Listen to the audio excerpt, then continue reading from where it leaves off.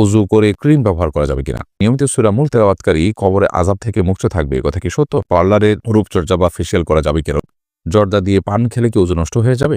বাইরে ঠিকঠাক পর্দা করা যায়, কিন্তু বাসায় বা কোনো অনুষ্ঠানে বেড়াতে গেলে মাহরাম মেইনটেইন করা যায় না, সেক্ষেত্রে করণীয় কি? সালাতে অলসতা আসলে করণীয় কি? ব্যাংকে ডিপিএস করি নাই এবং সেভিংস অ্যাকাউন্ট করেছি, তাতেও আমাকে বছরের শেষ দিন কিছু সুদ দেয়, এটা খাওয়া কি ঠিক হবে? নামাজে ডান পা নড়ে গেলে নামাজের কোনো অসুবিধা হবে কি? না জেনে কাউকে মিথ্যা অপবাদ দিলে পরে জানতে পারলে তার কাছে কি মাপ চাইতে হবে? বাথরুমে বিসমিল্লাহ বলা যায় না, কিন্তু যখন গোসল ফরজ হয় তখন তো বাথরুমে গোসল করতে হয়, সেক্ষেত্রে করণীয় কি? নামাজ পড়া অবস্থায় যদি ধাতু বের হয় তাহলে এর বিধান কি হবে? চলুন তাহলে আর বিলম্ব না করে আপনাদের প্রশ্নের উত্তর দেওয়ার আলোকিত ভবনে আমরা প্রবেশ করি। মোহাম্মদ রাকিব লিখেছেন, আমি ব্যাংকে ডিপিএস করি নাই এবং সেভিংস অ্যাকাউন্ট করেছি, তাতেও আমাকে বছরের শেষ দিন কিছু সুদ দেয়, এটা খাওয়া কি ঠিক হবে? না, এটা খাওয়া ঠিক হবে না, বরং এটা আপনি হিসাব করে রেখে সেই টাকাটা আপনি অবশ্যই কোনো গরিব দুঃখী মানুষকে দান করে দিবেন, যাতে করে আপনি এই হারামকা টাকাটি আপনি বক্ষণ না করেন। সওয়াবের উদ্দেশ্য ছাড়া কোনো গরিবকে আপনি দান করে দিলেন, ইনশাআল্লাহ আপনি দায় মুক্ত হয়ে যাবেন। আফসানা আফরিন উর্মি লিখেছেন, নিয়মিত সূরা মূল তেলাওয়াতকারী কবরে আযাব থেকে মুক্ত থাকবে, এ কথা কি সত্য? তাহলে হায়েজ নিফাস অবস্থায় ওই সূরার আমল মহিলারা কিভাবে করবে? এটাকে কোরআনে কারিমের কোন সূরা যদি মাসিক অবস্থায় কোন নারী তেলাওয়াত করেন, তাহলে সেটা তেলাওয়াতের অংশ হিসাবে না, বরং দোয়া বা জিকিরের অংশ হিসেবে করতে পারেন, সেটাই জায়েজ আছে। এরপরে রুকসানা পারভীন আপনি লিখেছেন, সালাতে অলসতা আসলে করণীয় কি? সালাতে যদি অলসতা আসে তাহলে সেক্ষেত্রে আমাদের যেটি করতে হবে যে সালাতের আগ্রহ বাড়ানোর জন্য, সালাতে মনোযোগিতা বাড়ানোর জন্য সালাতের গুরুত্ব বিষয়ক বিভিন্ন বক্তব্য আছে, শুনতে পারেন এবং সে সম্পর্কিত অনেকগুলো বই আছে, সেগুলো পড়তে পারেন এবং নেককার এবং আব্দে সালেহ বা আল্লাহর প্রিয় বান্দা মুত্তাকি পরহেজগারদের সোবত এবং সান্নিধ্যে আপনি উঠতে পারেন, ওঠা বসা করতে পারেন, তাহলে ইনশাআল্লাহ বিদিনিল্লাহ সালাতের অলসতা দূর হবে বলে আশা করছি। রমজান বিপ্লব আপনি লিখেছেন, জর্দা দিয়ে পান খেলে কি ওজু নষ্ট হয়ে যাবে? না, জর্দা দিয়ে পান খেলে ওজু নষ্ট হবে না, তবে অনেকগুলো জর্দা আছে যেগুলোতে তামাক থাকে, যেগুলো নেশা জাতীয়, সেগুলো একজন মুসলমানের জন্য খাওয়া উচিত নয়। তবে যেটা সুঘ্রাণের জন্য, শুধু মুখের সুগন্ধি তৈরির জন্য জর্দা, সেটি খাওয়া যেতে পারে। এরপরে মাহফুজা মুক্তা আপনি লিখেছেন, পার্লারের রূপচর্চা বা ফেসিয়াল করা যাবে কিনা? রূপচর্চা করা যেতে পারে, শরিয়ার সীমার মধ্যে থেকে। আপনি ব্রু প্লাক করলেন না, আপনি হারাম কোনো কিছু করলেন না, শরীয়তের সীমানার মধ্যে থেকে আপনি রূপচর্চা করলেন, মেহেদি লাগালেন বা আপনার শরীরে যদি কোনো প্রকার কি বলে এটাকে মেকআপ করাতে হয়, সে মেকআপের কারণে যদি কোনো প্রলেপ তৈরি না হয়, যার কারণে উজুতে কোনো অসুবিধা হবে, তাহলে কোনো অসুবিধা নেই। আর যদি প্রলেপ তৈরি করেন, ধরুন মাসিক অবস্থায় কোনো মেয়ে এটা করলেন, তার এখন সালাত ফরজ নয়, অতএব তিনি এটা করতে পারেন। এক কথায় শরীরের কোনো বিধান যদি লঙ্ঘন না হয়, তাহলে সেক্ষেত্রে রূপচর্চা বা ফেসিয়াল করাতে কোনো অসুবিধা নাই। তানিয়া খান আপনি লিখেছেন, বাথরুমে বিসমিল্লাহ বলা যায় না, কিন্তু যখন গোসল ফরজ হয় তখন তো বাথরুমে গোসল করতে হয়, সেক্ষেত্রে করণীয় কি? বাইরে থেকে বিসমিল্লাহ বলে প্রবেশ করবেন, অথবা বাথরুমের ভিতরে গিয়ে যখন ওযুর মতো করে শুরু করবেন গোসল, তখন আপনি মনে মনে বিসমিল্লাহ বলে তারপর বাথরুমে আপনি গোসলের কার্যক্রম শুরু করবেন। হাসান রহমান আপনি লিখেছেন, নামাজ পড়া অবস্থায় যদি ধাতু বের হয় তাহলে এর বিধান কি হবে? নামাজ পড়া অবস্থায় যদি আপনার শরীর থেকে এরকম করে কিছু বের হয়, তাহলে সেক্ষেত্রে সালাত ভঙ্গ হয়ে যাবে এবং পরবর্তীতে আপনি পবিত্র হয়ে পুনরায় সেই সালাত আদায় করবেন। আর যদি আপনার প্রায় এরকম বের হয় বা অনবরত বের হতে থাকে, কিংবা একটু চাপের কারণে বের হয়, বিশেষ করে অনবরত যাতে বের হতে থাকে, তারা তো মাযুর, তাহলে সে সালাত ব্যবস্থায় কন্টিনিউ করে নিয়ে যাবে। আর যদি চাপের কারণে বের হয়, কিংবা কোনো বিশেষ কল্পনার কারণে বের হয় বা কোনো কারণে বের হয়, তাহলে সেক্ষেত্রে তার সালাত নষ্ট হয়ে যাবে, যেহেতু অপবিত্র হয়ে গেছেন, এবং অপবিত্র হয়ে গেলে সালাত ভঙ্গ হয়ে যায়, যার কারণে তিনি আবার অপবিত্র হয়ে সেই সালাতকে পুনরায় আদায় করবেন। রুবা ইসলাম আপনি লিখেছেন, বাইরে ঠিকঠাক পর্দা করা যায়, কিন্তু বাসায় বা কোনো অনুষ্ঠানে বেড়াতে গেলে মাহরাম মেইনটেইন করা যায় না, সেক্ষেত্রে করণীয় কি? বোন রুবা, আপনি ঠিকই বলেছেন যে বাইরে পর্দা করার চাইতে বাসার অভ্যন্তরে কিংবা কোনো অনুষ্ঠানে বেড়াতে গেলে পর্দা করাটা অনেক টাফ হয়ে যায়। এজন্য প্রথমত বাসার অভ্যন্তরে দ্বীনি পরিবেশ তৈরি করার চেষ্টা করতে হবে।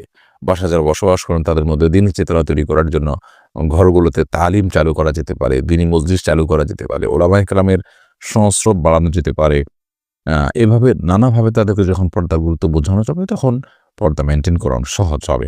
সেই সাথে যতক্ষণ পর্যন্ত তারা না বুঝছে, ততক্ষণ পর্যন্ত নিজের পর্দা নিজে করার জন্য আপ্রাণ চেষ্টা করা, ঘোমটা দিয়ে থাকা এবং পুরুষ যিনি গায়রে মাহরাম আছেন তার থেকে দূরে থাকা, আড়ালে থেকে নিজের বাসার সংসারের কাজগুলো করার আপ্রাণ চেষ্টা এবং লড়াই চালিয়ে যেতে হবে, যদি না পৃথক হওয়ার সুযোগ থাকে। আর সেই সাথে কোনো অনুষ্ঠানে গেলে যদি পর্দাহীনতার মুখোমুখি হতে বাধ্য হয়, তাহলে সে ধরনের অনুষ্ঠান এড়াতে হবে এবং অ্যাভয়েড করতে হবে। আর যদি কোথাও গিয়ে নিজের পর্দা মেইনটেইন করার সুযোগ থাকে, আপ্রাণ লড়াই করে চেষ্টা করে যদি মেইনটেইন করা যায়, তাহলে সেটি করা যেতে পারে। শারমিন আক্তার আপনি লিখেছেন, ব্যবহৃত টিভি বিক্রি অথবা কাউকে দিয়ে দিলে গুনাহ হবে কিনা? ব্যবহৃত টিভি আপনি বিক্রি করে দিতে পারেন। সেটা বিশেষ করে কোনো ভিন্ন ধর্মের মানুষের কাছে জায়েজ হতে পারে বা মুসলমানের কাছেও জায়েজ হতে পারে, কারণ এটা ব্যবহারের উপর নির্ভর করে। যদি সে ভালো ব্যবহার করে, এখান থেকে ভালো কিছু দেখায়, তখন তার জন্য এটা জায়েজ হতে পারে। সেই হিসাবে আপনি এটি বিক্রি করতে পারেন। সিয়াম আহমেদ লিখেছেন, আজ থেকে ২ বছর আগে একটা প্রেম করতাম। শয়তানের ধোঁকায় পড়ে তাকে আমি বলি, তুমি কবুল বলো, আমি কবুল বলি। তারপর আমরা কবুল বলি। এটি কি সত্যিকারের বিয়ে হয়ে গেছে? কেউ জানে না, কোনো সাক্ষীও ছিল না। কয়দিন পরে আমি তার সাথে ব্রেকআপ করি। আল্লাহ মাফ করুক, এর কারণে বিয়ে হয়নি। তবে আপনাদের এই জঘন্য অপরাধ এবং বিবাহ বহির্ভূত যে সম্পর্ক আপনারা করেছেন, সেজন্য আল্লাহ তাআলার কাছে মাফ চাইতে হবে, ইস্তেগফার করতে হবে, ক্ষমা প্রার্থনা করতে হবে এবং ভবিষ্যতে এ ধরনের পাপাচারের পথে ভুলেও না মারা দেওয়ার এবং না হাঁটার তওবা প্রতিজ্ঞা আল্লাহ তাআলার কাছে করতে হবে। এমনি নুরুন নবী আপনি লিখেছেন, নামাজে ডান পা নড়ে গেলে নামাজের কোনো অসুবিধা হবে কি? নামাজ যদি ডান পা নড়ে যায়, কোনো অসুবিধা নেই। কিন্তু যদি ডান পা আপনি রুকু সেজদাতে একবারও না লাগান জমিনে, তাহলে সেক্ষেত্রে নামাজ হবে না। আপনার পা আছে সুস্থ পা, অথচ আপনি পা জমিনে লাগাচ্ছেন না, তাহলে নামাজ হবে না। কারণ নবী করিম সাল্লাল্লাহু আলাইহি ওয়াসাল্লাম বলেছেন, উমিরতু আন আসজুদা আলা সাবআতি আযমিন, আমি ৭টি অঙ্গের উপরে সিজদা করার জন্য নির্দেশ আমাকে দেওয়া হয়েছে। তখন মধ্যে থেকে এই ২ পা এগুলো জমিনের সাথে লাগা থাকতে হবে।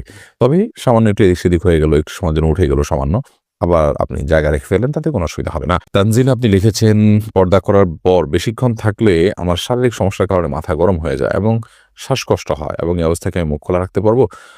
দেখুন, আপনি যদি পুরুষদের মধ্যে থাকেন, তাহলে সেক্ষেত্রে আপনি প্রয়োজনে মুখের নেকাব খুলে ওড়নাকে টেনে দিয়ে আপনার মানে সৌন্দর্য যাতে অপ্রকাশিত থাকে এবং আবৃত থাকে, সেই ব্যবস্থা করলেন। কিন্তু আবার মুখে নেকাবও পড়লেন না, জাস্ট আপনি পর্দা টেনে দিলেন। এভাবে আপনি থাকতে পারেন, কোনো অসুবিধা নেই।